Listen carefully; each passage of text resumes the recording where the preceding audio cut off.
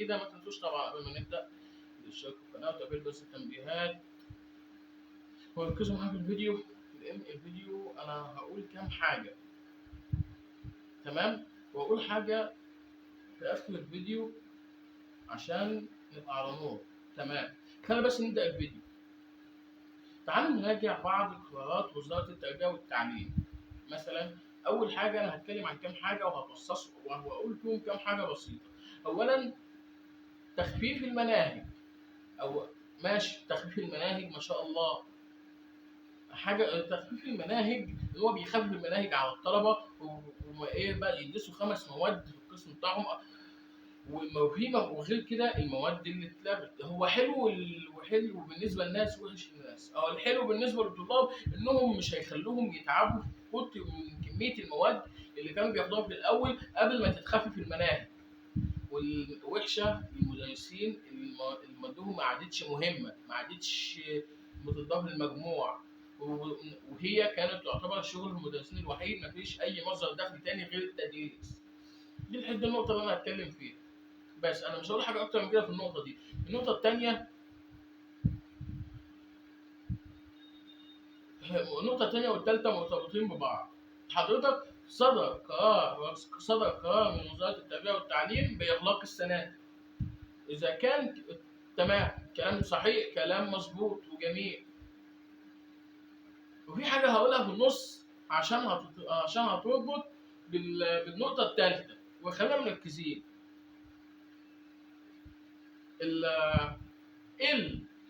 السنوات لما اتقفلت المدرسين كانوا حاجزين قبليها.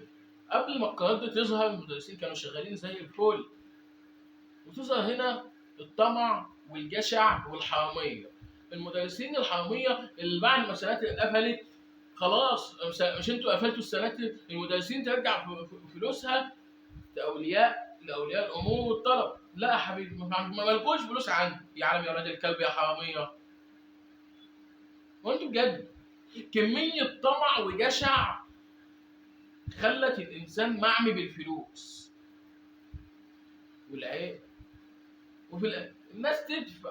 وغير كده تعالى ننقل على النقطة الثالثة اللي هي الكتب الخارجية والمكاتب. المكاتب بعد ما الطلبة، بعد ما السناتر أغلقت وبعض تخفيف المناهج وخلاص المناهج ما عادش دي تنفع وترجع الكتب. لا فين؟ انا عايز فلوسي، خد الكتب ورجع لي. الا بقى غير كده بقى حراميه المكاتب، صحاب المكتبات، ربنا يولع فيهم بجاز ما يعلم بيه. حراميه عيني عينك، بجاحه عيني عينك، سرقه اموالنا ويهربوا بيها، سواء بقى كان يهرب بيها او يعملوا بها اي حاجه. خلي بالكم الحرام لا يدوم. قولوا اللي اكل الحرام يخاف، واللي كل الحرام ياكله. يا حراميه، من سواء بقى كان مدرسين او تجار مكاتب، اصحاب مكتبات كتب خارجيه، انتوا ايه؟ كل ده ما عادش حد عارف يعمل حاجه. ده ناقصين كمان يخش على بيوت الناس وياخدوا الكتب وياخدوا حاجتهم. لا، والسرقه بتبقى قدام الناس وش لوش، عيني عيني. يعني انت مثلا بترجع كتاب فرنساوي وانت خلاص الماده ما عادتش ملزمه بيك، هي ماده خارج المجموع. الطلبه بقى تشتري الكتب ترجعها للمكتبات. لا يا حبيبي، احنا ما بنرجعش كتب. وفي مكتبه هنا برضه عملت نفس الحوار، بس مش هقول اسم. كل اللي متغمر عارف، يعني انت عارفين انا اقصد مكتبه ايه. دي حراميه. عارفين؟ ما فيش حد نافع في البلد دي. ما فيش حد نافع فين؟ حضراتكم اولياء الطلبه، او اللي يرجعوا الكتب رجعوها، رجعوها غصبا عن عين اي حد تاجر مكتبه يقول لك لا انا ما برجعش كتب. على فكره مش كلهم زي الحراميه. مش كلهم حراميه ولا المدرسين كلهم حراميه. في مدرسين ما شاء الله عليهم محترمين وما شاء الله عليهم بيأدوا واجبهم على اكمل وجه وبضمير. ده القليلين، انما اكترنا ما شاء الله سرقه، نصب، احتيال على الطلبه واولياء الامور. وحضرتك خد الكتاب، ما انت الحاجات دي خسرت ملايين. شوف حضرتك، سواء انت صاحب مكتبه او انت ولي امر طالب، صاحب المكتبه دلوقتي مع كل همه الفلوس، يلعن ابو الفلوس.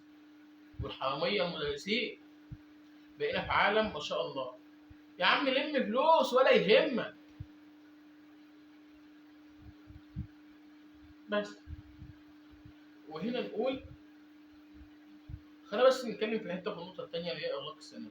حضرتك اغلاق السنه، انت عارفين النقطه الثانيه بتاعت اغلاق السنه دي فكرتنا ورجعتنا ايام كورونا لما قعدنا في البيت. انا كان على ايامي كورونا بدات من اولى ثانوي، قعدنا في البيت بقى وما كانش فيه دروس. كان يبقى فيه بقى، كان لسه التعليم الالكتروني ما كانش لسه شائع زي دلوقتي كده. تمام، الناس هتاخد تعليم عن بعد. دايما في ناس يا استاذ مش معاهم حاجات اللي هو يتعلموا بيها عن بعد، والتعليم الالكتروني واونلاين والحاجات دي. ده اغلاق السنه. نتكلم بقى في النقطه الثالثه في تفصيله صغيره اللي هي بتاعت المكتبات والكتب الخارجيه. اتقوا الله يا اصحاب المكتبات، سرقتوا فلوس من الناس عينكم كده. دي بجاحه واخر قرف واستفزاز. وهنا كان نهايه الفيديو، بس قبل ما اقفل حابب اقول لكم ان ده اخر فيديو لينا معانا في القناه، ان انا مش هطلع تاني، وانا ليا اسباب هقول لكم عليها. هما كام سبب. اولا، بعض لما بنزل لينك على الفيسبوك ما فيش تشجيع، ولا حتى المشاهدات بتشجعني، ولا في حد عارف يشجعني. التشجيع ان احنا ندعم بعض، لان انا لاحظت ان في كميه تعليقات سلبيه على بعض الفيديوهات اللي انا بنزلها، وانا ساكت على الموضوع ده بقالي كتير. القناه دي انا عاملها بقالي اكتر من سنتين، من 2004، بقالها 4 سنين تقريبا، انا مش فاكر. ما كنتش بعمل عليها فيديوهات، كان هما فيديوهين. بدات انشر بقى ووعي الناس صح والغلط. تمام. التعليقات السلبيه والهجوم الانتقادات اللي انا بتعرض لها من بعد ما بقيت اعمل فيديوهات انتقد الناس مش عاجباها. عم مش بعمل غلط، اياكش تولعوا بجاز وسخ، انا مالي ولعوا. الحاجه الثانيه، اللينكات لما بنزلها على الفيسبوك بلاقي حاجات من الصحاب اللي على الفيس، الاصدقاء اللي عندي على الفيس، اللي قاعدين بيتريقوا واخدين الموضوع على بطريقه هزار. اقسم بالله انا اتخنقت وجبت اخر، ووصلت احباط منكم ما شاء الله.